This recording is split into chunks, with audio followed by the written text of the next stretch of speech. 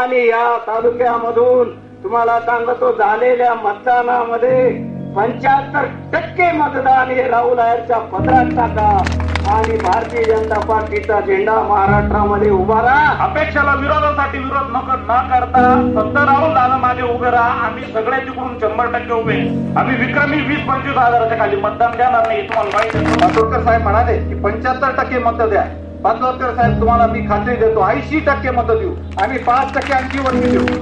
अभी नाही तो कभी नाही हे सगळ्यांनी ध्यानात घ्या आणि राहुल दादांना प्रचंड मतांनी विजयी करा. आणि राहुल दादा 100% राष्ट्रीय समाज पक्ष तुमच्या पाठीशी आणि आदनगर समाज तुमच्या पाठीशी खंबीरपणे उभा राहील याची ग्वाही मी तुम्हाला देतो. सर्व समाजाचा हा नेता आपल्या पुढे निर्माण होईल. त्या निमित्तानं नुसतं आमदार पद नाही तर डी.एस. बाबांचा वारसा म्हणून राहुल आहेरला आम्ही बघू.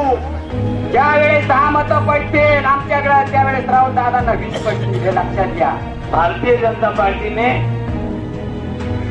आपल्याला एक सुशिक्षित असा उमेदवार दिलेला आहे आणि या उमेदवाराला आपल्याला प्रचंड मतांनी निवडून आणायचं आहे. आज मात्र बाबांना आपल्याला कुठेतरी सर्वांनी त्यांच्या डोळ्यासमोर राहुलला आमदार करायची आपल्याला सर्वांनी संधी आज आलेली आहे.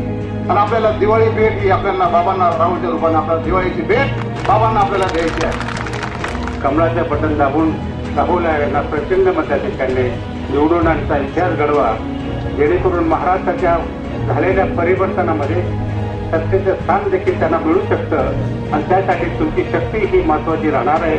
हे सत्य आज आपल्या बरोबर आहे. अनेक प्रवाहातली मंडळी आज आपल्या बरोबर आलेली आहे. अनेक समाजातली मंडळी आपल्याला पाठिंबा देते. म्हणून माझ्या मनात शंका राहिलेली नाही की आज या मातेच्या चरणी आपण बसून ज्या प्रचाराचा शुभारंभ केलेला आहे हा 19 तारखेला आपल्यावर गुलाल टाकल्याशिवाय राहणार नाही.